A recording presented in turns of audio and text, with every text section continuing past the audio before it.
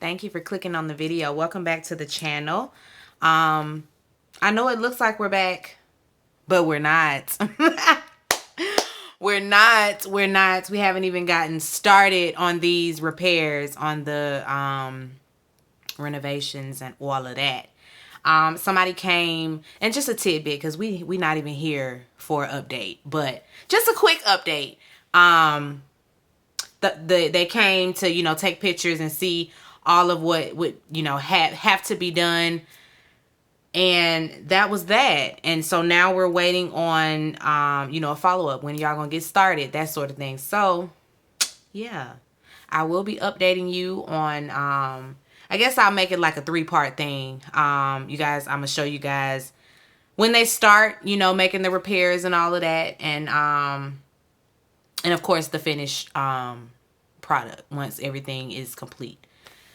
We're here for Run the World, though. So let's get into the review. This is Run the World, Season 1, Episode 4, I Love Harlem. So we got Renee. She's out looking for an apartment, and I was assuming that it was for her. We find out later that she's looking for her soon-to-be ex-husband. But anyway, she's with her realtor. He's kind of smug, but I mean, so is she. When she gets outside, she tells him, she's going to need a day. Can I get like 24 hours to make the decision? And he's like, I ain't peg you for a gambler, but take your little time. I guess she got to run it past, the ex-husband, the soon-to-be ex-husband. When she walks outside, she runs into this little boy who is playing basketball. And, he calls her Ma, and she's like, please refrain from calling me Ma. Because clearly I ain't old enough to be your Ma. But I'm looking like, clearly you are old enough to be his Ma. Like, I mean, if we 30, 32, then you can definitely have a child 12, 13 years old. I mean, I got a friend who has a 15-year-old. I know people who got it. I know a girl, I went to school with this girl. Her son, I think, just celebrated his 17th or 18th birthday. I said 18. Damn. I mean, she can just live her life at this point because he's grown. Anyway, he says, you fancy, you look fancy, you fancy. And she's like, I mean, I'm a little fancy. A little bit, just a tad. And she notices that they're building up, basketball courts and that sort of thing. They're gentrifying the area. And the little boy is like, I mean, they ain't put them up for us. They put them up for the fancy folks like you. But I mean, it's cute or whatever, I guess. She goes on by her business. When she gets home, Jason, he done repairs on the refrigerator. He done fixed the AC unit. Like he's in the house earning his keep. And, she comes in there, and, tries to politely tell him, oh, yeah, I found you a little apartment today. I don't know how you feel about a little apartment. Look, here's a little brochure. And he's like, ain't this, this look like gentrification to me. I know gentrification when I see it. And who said that I was moving out? She said you was moving out. That's just what it's gonna be. She wants to do things amicable, she wants to be amicable. I can't even say it. She wants to be polite. She wants to be polite, and she wants, this to be a smooth separation, smooth divorce. No bitterness, no none of that. No, raking each other through the coals. No, none of that. She wants it to be smooth sailing, and so that's what you get. You want to be nice about things. So he ain't in no rush to get out because he feel like, I mean, we cool. I can take my time leaving, like we good. We friends.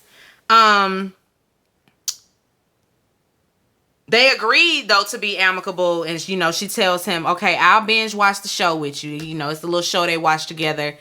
And so she say, we can finish binge watching, the little baby mama show. You can have all the electronics, even the NutriBullet. He like, even the NutriBullet? Even the NutriBullet. And she's like, and if you get that, then I get to take the George Foreman grill. I mean, that ain't really what they squabbling over, but you get the drift. You get my drift. She say, that's fine. Ella and Anderson, like I guess they've been having sex all night. So like, cause we, into the next morning, and they still getting it in. Once they're finished, she makes a comment about the movies and how, when they finish in the movies, it's just, and she's like, what position was they in for the both of them to just, at the end of it all? Like, what position would entail that type of, sigh of relief? And I was thinking, I had to think myself, I had to go through my Rolodex of positions. And it's like, maybe if you on top, you done. And I mean, if he's in the upright position while you were on top, then you both, would lay back. That's plausible. It's plausible, Ella. It's plausible. It's not just the movies. It's plausible. But she say that's the kind of sex she want to have. She want to have movie sex. And then he say, you know what? You're right. I want to have the scene from Belly sex. I want to have that. I want to have that. She say she want to have Janet Jackson sex because, listening to Janet Jackson's album as a child, she always wondered, does the sex really make you cry? Like, could it? I mean, that's what they say in the movies. I've never experienced that in my life.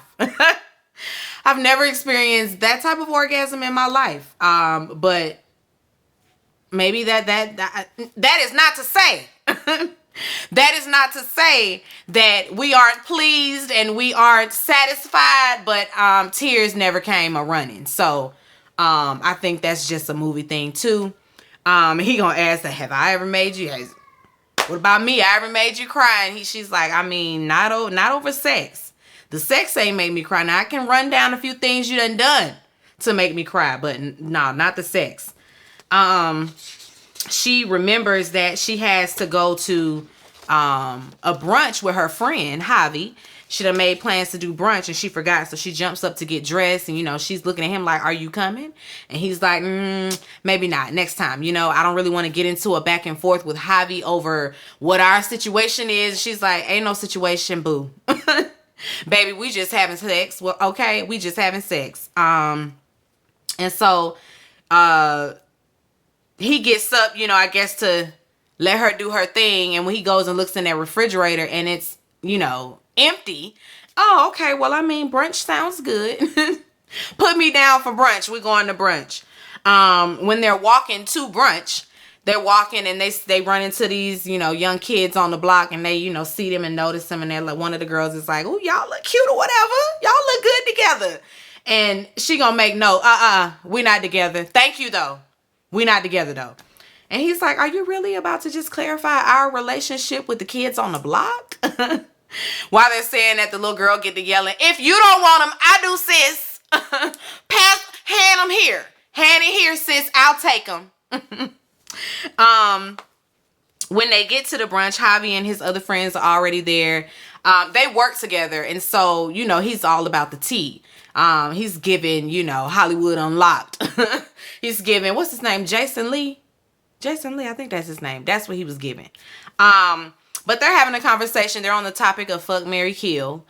He say he doing a little study, and she's like, this ain't no damn study. This your regular, schmegular, degular conversation. This what you always giving. So, who you got? And he's got, okay, Ryan Murphy, Ryan Gosling, and Ryan Phillippe. So, Anderson, what you got? Anderson say, okay, marry Ryan Murphy, kill Ryan Gosling, and fuck Ryan Phillippe. And I'm with you on that. Ryan Phillippe is a fine white man. He is. And really, we can get rid of the other two and I can just fuck and marry Ryan Phillippe. That's what I'm thinking. They're having mimosas and Anderson say he want a real drink. They're going to go to this other place. But at first, Ella don't want to go. She's like, I'm not trying to talk about the internet like all day. But it's like, girl, you work for a blog site. You will be talking about the internet all day. That's what your job is. Doing this, I thought I started to put myself in I don't want to just be the whole bringing the tea, the mess. I don't want that to be my niche.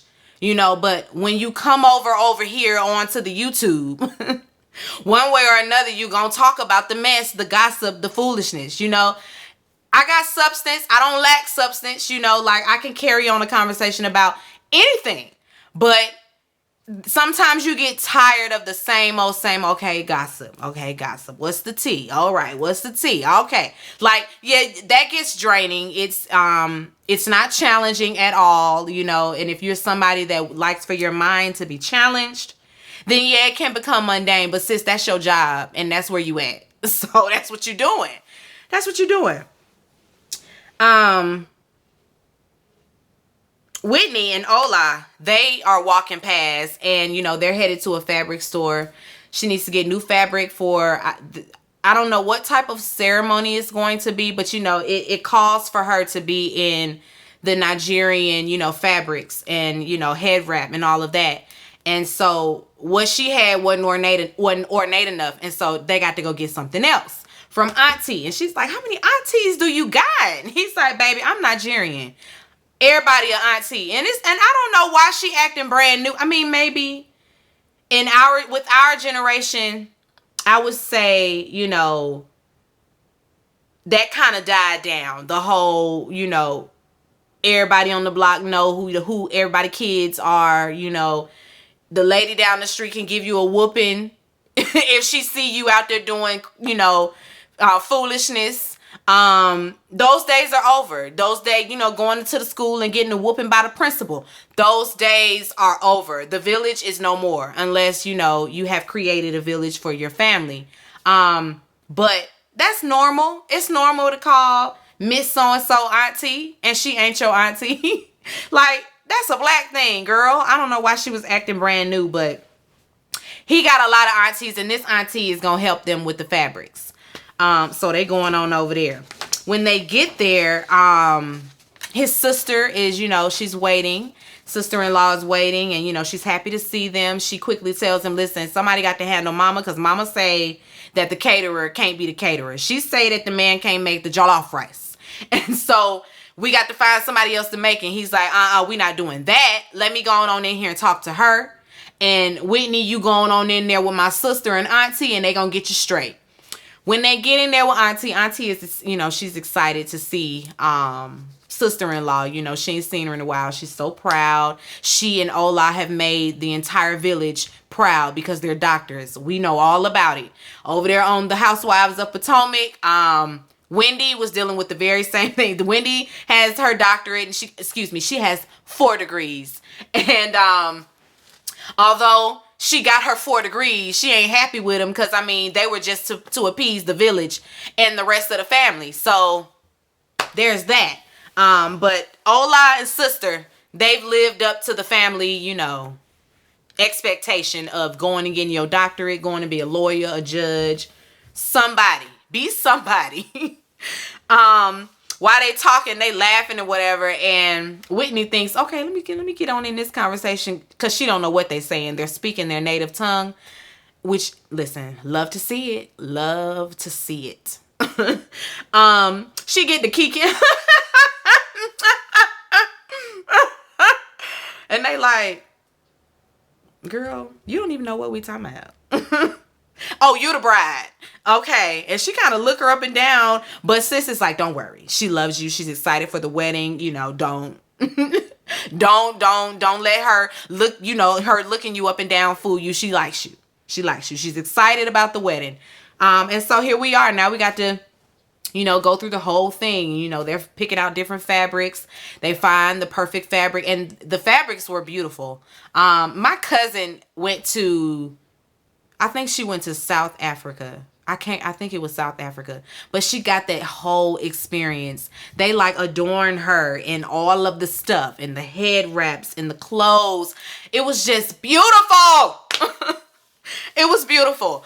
So I'm trying to go and experience the same thing. Listen, adorn me with all of my queendom. Adorn me. Please. Thank you very much. She's there and, they finish up and we see her little head wrap and it's very pretty. Sister-in-law is looking at her like, girl, you the one. You it, okay? My brother done looked up. He is marrying up. And Whitney is just looking at herself in the mirror like, child, if only you knew what I was up to just a few weeks ago, you wouldn't even be saying that. I'm the lucky one. Make no mistake about it. Your brother is the prize, not me. When she leaves, Whitney calls this emergency meeting with Renee. So Renee meets her on the block. Renee's sitting up, smoking a cigarette. And I was thinking, we don't be doing that. We don't be doing that. If anything, sis might have had a blunt or, a little CBD cigarette. But a Newport shout at the box? No. No, we're not buying that. I'm not buying Renee just be sitting up smoking cigs. Anyway, she tells her that she cheated on Ola. And Renee just looking at her and she's like, aren't you going to say something? Renee's like, I already knew. I already knew. Ella told me weeks ago. Yeah. The trinamic trio. You know what it is? Trinamic trio of trust. Don't forget it, okay? That was their little clique name when they was in the 6th grade. Renee tells her that she's not a horrible person. What you did to Ola was wrong, but you are not a horrible person. And she starts talking about the fact that she understands her, like you done got married right out of college and all of that. Like once marriage comes into the play, you start thinking about all the stuff you didn't do, or all the stuff that you should have did and didn't do. Kind of like what people say about men, like they be waiting on the freak train that was never pulling up on their ass anyway. But for women, that's different, because for women, 9 times out of 10, there was a few other people that could have got in the mix.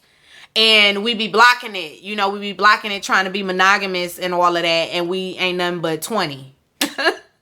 Sis, you should have definitely went on over there to so-and-so, from the Kappa party. Or so-and-so from, the Q party or whatever. Like, sis, you should have got down in college. And it ain't nobody's fault but your own. That you decided to play wifey instead. I'm sorry, sis. I am so sorry. Whitney said that's the reason why she did that. That's essentially why she cheated. She never got to date. She never got ghosted. She never experienced what dating was. She was tied down. Sis, I'm so sorry. I'm so sorry for your loss, but it's like, what can you do now? You a whole engaged woman. So you can't be trying to, get it all in, right before the wedding. That ain't what we're supposed to be doing. If anything, she should have been like, let's take a break. Let's take a break. And if you and I are supposed to be you and I, then we'll come back together. But let me go and have my little fun in the city. Trying to be outside, okay? Let me go and have my little fun in the city, and we can come back. We can spin the block one more time if we're supposed to be together.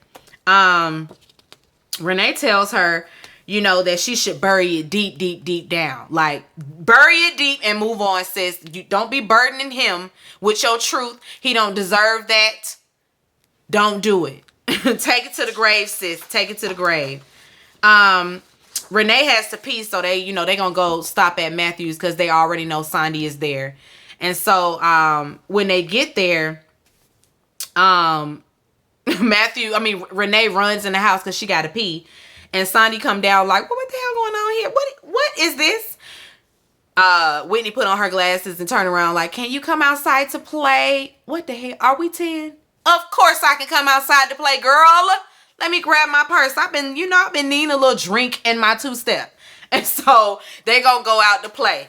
They run up on this barbecue. The cook invites them over. Renee, you got baked beans. He's like, you got a man. She's like, please just pass me. Just show me where the baked beans are. Asking me about a man.